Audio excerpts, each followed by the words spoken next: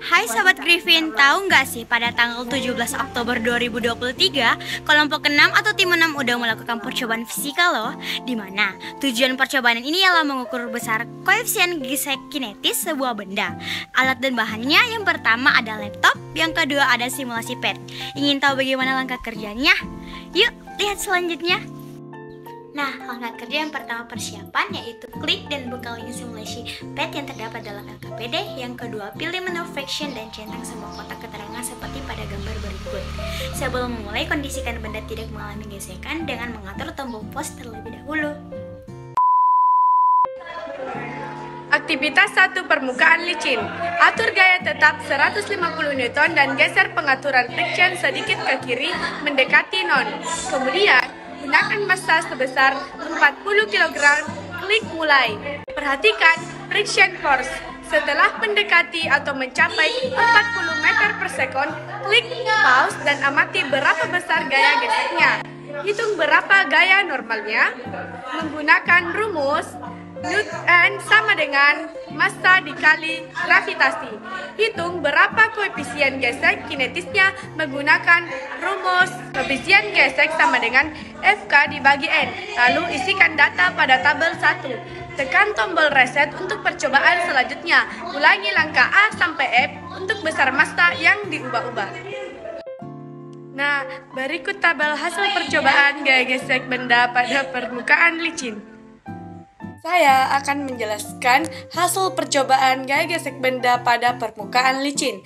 Nah, yang pertama, saat massa benda 40 kg, gaya yang bekerja adalah 150 Newton. Gaya gesek kinetiknya adalah 22 Newton dan gaya normalnya adalah 400 Newton. Serta gaya gesek kinetiknya adalah 0,055.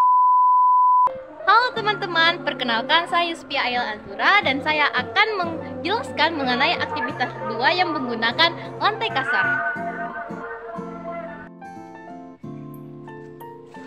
Nah, aktivitas pertama dan dua kan berbeda, namun aturannya itu tidak terlalu jauh berbeda. Yang berbeda itu hanya pada friction dan juga gaya yang kita berikan. Bila di aktivitas pertama, gaya yang diberikan itu sekitaran 150 Newton. Sementara di aktivitas kedua, kita memberikan gaya sebesar 250 Newton. Dan untuk frictionnya sendiri, kita memberikan di aktivitas pertama itu frictionnya agak ke kiri. Sementara di friction aktivitas kedua itu agak di tengah-tengah. Untuk hasil dari penelitian kami bisa dilihat di sini. Halo teman-teman, nah kami melakukan sekitaran 5 percobaan. Saya akan menjelaskan salah satu percobaannya. Yang pertama itu kami menggunakan massa 40 kg. Kemudian gaya yang kami gunakan itu sekitaran 250 Newton. Kemudian gaya gesek yang kami dapatkan itu sekitaran 75 Newton. Gaya normal sebesar 400 Newton dan koefisien gesek yang kami dapatkan itu sekitaran 0,1875. Untuk hasil lebih jelasnya, untuk detail tabel dari 5 percobaan tersebut bisa kalian lihat di sini.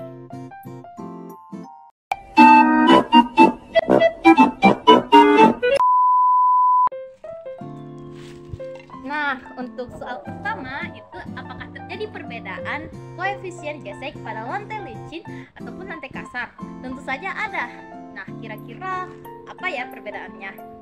Nah, kita bisa lihat dari rumusnya saja, rumus dari koefisien gesek yang dimana gaya gesek dibagi oleh gaya normal.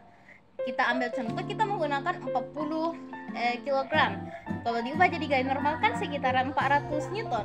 Nah, walaupun kita taruh 400 Newton itu di lantai licin dan juga lantai kasar, namun koefisien gesek mereka itu berbeda. Hal ini terjadi karena di lantai licin itu gaya geseknya lebih kecil. Kenapa bisa lebih kecil? Itu dikarenakan hambatan pada lantai licin itu lebih sedikit daripada lantai kasar. Sementara lantai kasar itu hambatannya lebih besar sehingga menghasilkan gaya gesek yang besar. Jadi kesimpulannya pada pertanyaan ini bahwasanya koefisien pada lantai licin dan juga lantai kasar itu berbeda. Karena gaya gesek yang dihasilkan lantai licin dan juga lantai kasar itu pula berbeda. Sekian, terima kasih.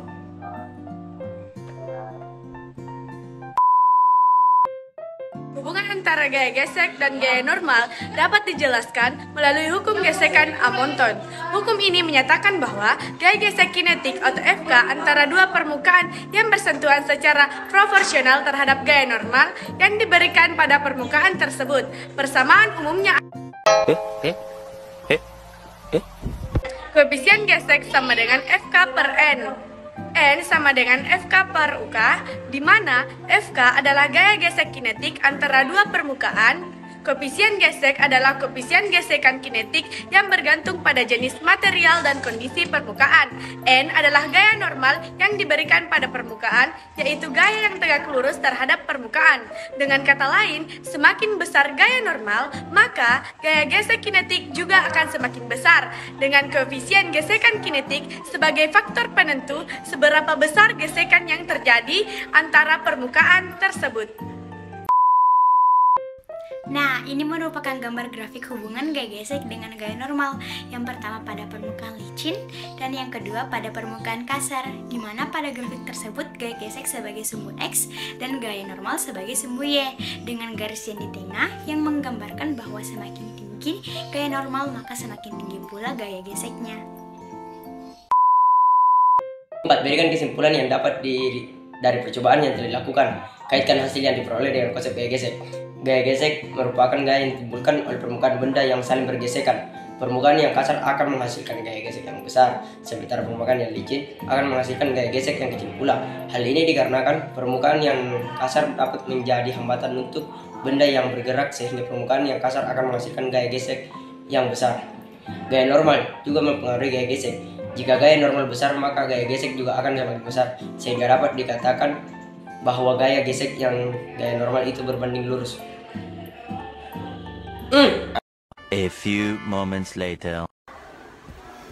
Jadi itulah video presentasi mengenai gaya gesek dari kelompok 6. Sekian